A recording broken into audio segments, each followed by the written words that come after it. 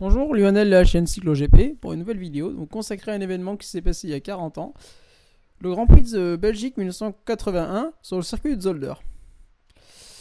Mécano en danger, pour le titre. Donc, ce Grand Prix intervient dans le contexte du conflit FISA-FOCA qui tendait à se régler avec les accords Concorde, mais dont on est encore dans une situation très tendue. J'en serai encore la preuve ce week-end-là. Déjà, une querelle, première querelle au sujet de la jupe. Toutes les écuries sont illégales au sujet de la FISA, mais la FOCA, contrôlée par Ecclestone, laisse couler. Voilà, envenimement par la situation. Ligier se présente avec des jupes d'ailleurs carrément rigides, carrément des jupes des années 1980. On a des systèmes d'hydropneumatique, des correcteurs d'assiette, bon voilà. C'est grand n'importe quoi. C'est du contexte. Ensuite, on a trop d'engagés. 32 engagés pour 26 places. Voire 24, puisqu'on a même une demande à monter descendre à 24, ce qui sera le cas d'ailleurs. Au final. Donc, le jeudi, ATS retire la voiture d'Yann Lamers, qu'ils n'ont pas pu réparer d'ailleurs, pour le coup, en réalité. Donc, elle est retirée. Elle n'est pas engagée. Théodore se retrouve proprement viré par la FISA et par la FOCA. Sera repêché à l'amende des pilotes ensuite, puisque bon, protestation des pilotes. Ozella par contre se retrouve pour engager deux pilotes, puisque Guerra, l'Argentin, s'est blessé à Imola, et on avait trouvé un remplaçant qui a pas pu venir finalement, mais Ghinzani à la place. Donc Ghinzani se retrouve à débuter sa longue carrière à ce moment-là. Voilà, il va falloir mettre en place des préqualifications qui au final n'auront pas lieu. Derek Daly détruit sa marche, donc non, voiture non réparable, voilà. Mais au final, Tambay est repêché, donc on remet des préqualifications. Voilà, c'est un vaste bordel. Et ce week-end sera un véritable bordel. C'est sans doute, pour le coup, au niveau de l'organisation, vraiment un des pires grands prix de l'histoire. C'était un... Et encore une preuve. Vendredi, fin des essais, fin des qualifications vendredi. Dans des stands qui ont été critiqués sur un circuit qui datait de 1963, qui n'est plus adapté, qui n'a pas été mis à jour, qui n'a pas du tout été mis à jour depuis, qui est d'une étroitesse effroyable au niveau des stands. On a au niveau des stands qui datent des années 60. Qui est extrêmement étroite, complètement gondée. On a des gens qui n'ont rien à y faire. On a vraiment des gens qui n'ont absolument rien à y faire. On a plein de spectateurs. On a des spectateurs. Les mécanos sont gênés pour travailler. Et là, fin des qualifications. Carlos Redman vient de signer son meilleur tour. Vient de signer le meilleur tour de cette première séance de qualification, qui d'ailleurs sera la pole position. Voilà. On a donc une situation qui est vraiment dangereuse. Reutemann termine. Et là ici on a donc l'écurie la plus petite, sans doute la plus petite écurie du peloton, avec March notamment qui est de plus en plus bas. Ozella. Donc Ozella, ils avaient engagé leur création un jeune mécanicien, donc Giovanni Amadeo, qui avait 18 ans à l'époque. Maintenant on a 21 ans, qui est né donc en 1959. Donc voilà. Et Enzo Sola, donc lui compte sur lui pour en faire un futur chef mécanicien au fur et à mesure de l'avancement de l'écurie. Voilà. Et il a besoin de lui aussi ce week-end-là, effectivement, parce qu'ils sont un peu débordés avec des voitures. Voilà. Et donc Amadeo, lui, il veut rejoindre les stands après avoir travaillé sur le muret auprès de Enzo Sella et des ingénieurs, avec des feuilles effectivement pour transmettre, pour qu'ils puissent effectuer des réglages. Et donc au moment de descendre du muret des stands, il y a Carlos Reutemann qui arrive. Donc Amadeo lui loupe une marche et trébuche. Il tente de se rattraper en chutant comme on le fait. Et là à ce moment-là, Carlos Reutemann arrive, le percute avec l'avant de la voiture, projette Amadeo contre le muret de béton qui se percute le muret de béton tête première, sachant que Reutemann roulait encore vite. Reutemann s'arrête et est complètement catastrophé. Il sait pas, là, Reutemann est vraiment hagard, vraiment totalement hagard dans les stands. Voilà. Pendant que tout le monde se précipite, la voie des stands est obstruée. L'ambulance arrive. Et là, donc là, effectivement, le Dr Watkins, qui était à ce moment-là, effectivement, tout jeune débutant, pose un diagnostic absolument, bon, donc pour le coup, ce sera absolument terrible. Hémorragie cérébrale avec fracture du crâne, donc qui laisse peu, à la vue de la mer de sang, peu d'espoir. Au malheureux mécanicien qui est évacué à Leuven. Donc, ils sont rapidement dans le coma. Après le choc, les pilotes là sont sous le choc, sont horrifiés, les mécaniciens également. Et donc, tard le vendredi, ils se concertent pour mener une grève. Ils ont l'appui notamment de James Hunt également qui qualifie les Matuvus de cintres. Donc, dimanche, il y aura une grève au départ. Pour protester contre ce conflit FISA-FOCA qui commence à exaspérer également les pilotes. Et les mécaniciens qui ont l'impression d'être vraiment pris pour de la merde. Le samedi, les qualifications sont tronquées à cause de la pluie. Arnoux, donc, qui a cassé la pompe de gavage sur sa voiture, se retrouve à se qualifier avec une vieille Renault de 1980. Oui. Donc, rate sa qualification d'ailleurs pour pas grand chose face à Pierre-Carlo Nizzani. Et de rage, Arnoux, en partant, il prend sa R5 Turbo, il remonte les embouteillages par une file parallèle. Il y a un spectateur qui est mécontent, qui monte sur le capot, il traîne le spectateur, il se fait arrêter par la police. Il finira le week-end en garde à vue. Voilà. Et le samedi, on apprend également que Giovanni Amadeo, effectivement, il n'y a plus rien à faire. Giovanni Amadeo est déclaré mort cérébrale à l'hôpital. Donc voilà. Voilà. En fait, l'incompétence des organisateurs vient de l'incompétence, la stupidité, la bêtise, littéralement la bêtise de ces gens vient de causer la mort d'une personne.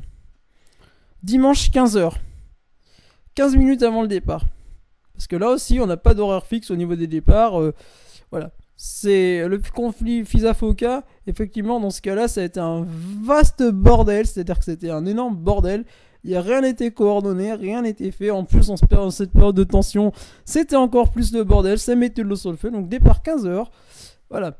15 minutes avant le départ, les mécaniciens et une bonne partie des pilotes se mettent à l'avant de la grille pour respecter une minute de silence en l'honneur de leur ami mécanicien qui vient de mourir, dont on sait maintenant qu'il va mourir. Voilà.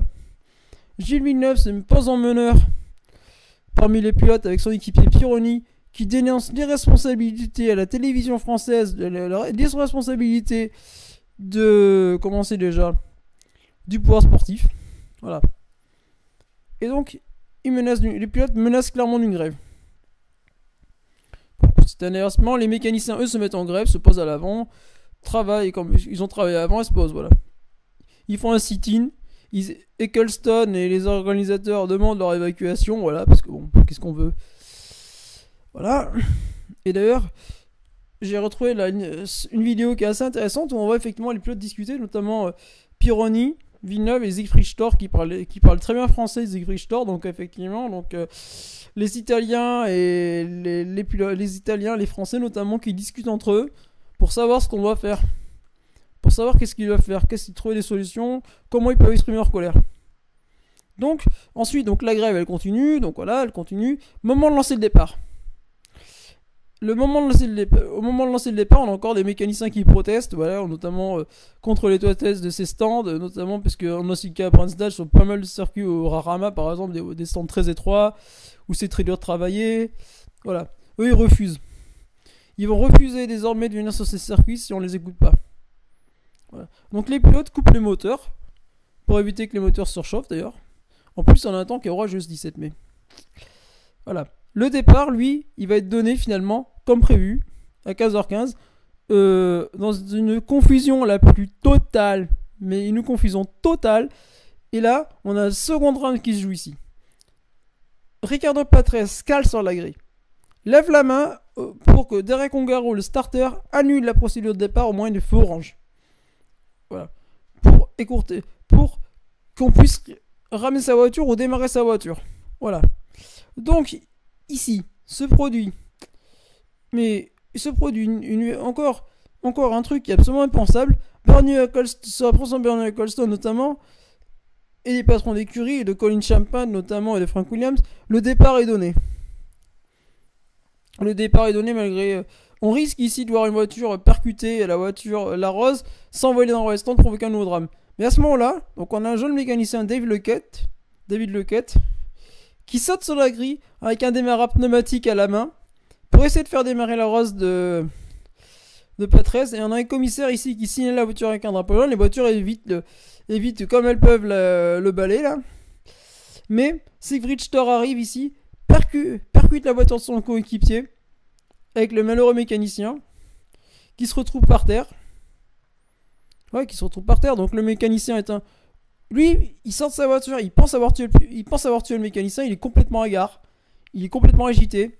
Il éclate en pleurs, mais il éclate quoi. Effectivement, naturellement en pleurs. Et il est totalement... C'est une scène surréaliste. Il y en a Lequette qui bouge un peu pour se dire oh, j'ai mal, mais je suis vivant. Ici, venez m'aider. On le voit bouger un peu. On le voit mal, mais bon. Donc, avant de perdre connaissance, parce que bon, il a encore mal. Il est vraiment fort. Effectivement, il a quand même une jambe cassée. Il s'est quand même cassé. Il s'est quand même cassé le tibia péroné. Il a quand même une fracture du tibia péroné. Plusieurs coupures. Un doigt arraché. Voilà, des blessures quand même. Bon, il est quand même savamment blessé quand même. Donc, ainsi, on va penser qu'il y aura un drapeau rouge. Non, pas de drapeau rouge. Pas de drapeau rouge. Il y a le commissaire qui a du drapeau jaune, une ambulance qui en pleine piste, traverse la piste en pleine piste, alors que les pilotes arrivent pour se placer. Des commissaires qui agissent frénétiquement avec les membres des équipes, des mécaniciens qui font des grands gestes aux pilotes pour s'arrêter. Quand, à la fin du deuxième tour, finalement, Didier Pironi décide de mettre sa voiture en travers pour obliger les pilotes de s'arrêter, imité par Watson notamment, qui s'arrête également. Donc la piste est totalement obstruée, les pilotes s'arrêtent, et là enfin, l'organisateur décide de sortir le drapeau rouge et le drapeau noir, donc avec un drapeau noir qui était l'équivalent de drapeau rouge à l'époque, pour faire arrêter la course pour qu'on puisse finir de secourir ce pilote. D'ailleurs, Dave Lequette, juste après, est embarqué dans une ambulance qui fonce sur la piste avec un Nelson Piquet qui est encore ici, qui est encore en piste. Voilà, donc on a encore une ambulance qui est en pleine piste, sans drapeau blanc pour la signaler. Donc c'est-à-dire c'est une organisation qui est véritablement confuse. C'est un fiasco. Ce premier départ est un véritable fiasco, mais un fiasco intégral. C'est la goutte d'eau d'ailleurs qui fait déborder le vase. Les mécaniciens à ce moment-là remettent une couche manifeste cette fois-ci. Décident de remanifester avec les pilotes et effectivement pour dire que là, pour exprimer leur ras-le-bol. Finalement, le départ est donné avec 40 minutes de retard, mais toujours pour 70 tours. Avec un problème, on risque d'arriver à la nuit d'ailleurs. On risque d'arriver tard maintenant. Les télévisions sont mécontentes puisqu'elles vont devoir décaler leur programme d'ailleurs à ce moment-là également. Sachant qu'on est vraiment au début des diffusions d'ailleurs. Voilà. La course d'ailleurs en elle-même sera jonchée d'accrochage, sortie de piste, sera arrêtée par la pluie au drapeau rouge à commencer déjà au 54e tour. Dans une course ma foi assez intéressante d'ailleurs. Pendant longtemps on a des pilotes qui se tiennent à 5 secondes loin derrière Reutemann qui domine la course. Puisque bon, dans le dernier tour, effectivement, avec la pluie, les écarts vont s'augmenter. Bon, on a Nigel Mansell qui signe ici son premier podium. Piercarlo Ghinzani et Michele Alboreto qui signent leurs premières arrivées. On a De Angelis également qui marque des points. Voilà, on a un Grand Prix au final qui est pas si intéressant que ça au final. Mais qui est complètement gâché par un départ absolument honteux. Et on apprend par ailleurs au 7ème tour que Dave Lequette finalement, qui vient d'être admis à l'hôpital de Louvain, donc Leuven, ne souffre simplement qu'une fracture au tibia péroné, de coupure. Bon, a perdu un petit bout de doigt dans l'accident, mais voilà, c'est un miracle. C'est un véritable miracle. C'est un miracle. Et c'est surtout, comme le signalait bien Pironi le soir au JT français, c'est un avertissement, c'est un ultime avertissement. Donc, après, pour conclure, donc... Reutemann effectivement tirait une mauvaise mine lui parce qu'effectivement je pense qu'il était au courant. Donc Giovanni Amadeo lui sera débranché le lendemain par les médecins puisqu'il n'y avait plus rien à faire, il était déjà en état de mort cérébrale depuis samedi soir, voilà.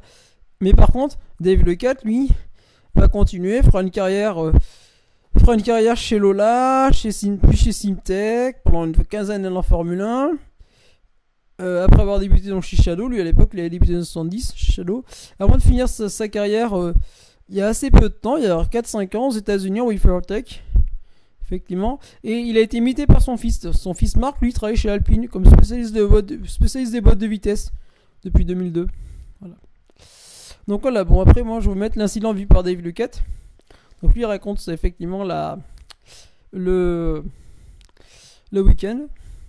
Donc tout a commencé vendredi. lorsqu'un des mécaniciens d'Osella est tombé du mur des stands et a été frappé par la Williams de Carl Treutmann. Nous n'avons rien entendu de bon. Nous avons juste entendu qu'il était en mauvaise posture et en fait qu'il était d'ailleurs déjà décédé samedi soir. Donc nous, ça nous a mis en colère. Tous les mécaniciens en étaient sur la grille pour une minute de silence. Certains pilotes d'ailleurs nous ont rejoints. Il y a eu des retards dans le retour des mecs d'ailleurs après au départ.